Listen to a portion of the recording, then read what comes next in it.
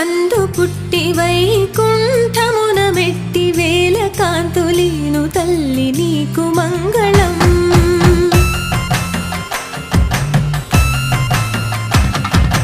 పద్మపీఠమందు నిలిచి భక్త కోటిక భయమిచ్చి భాగ్యమెంతో కూర్చు తల్లి నీకు మంగళం.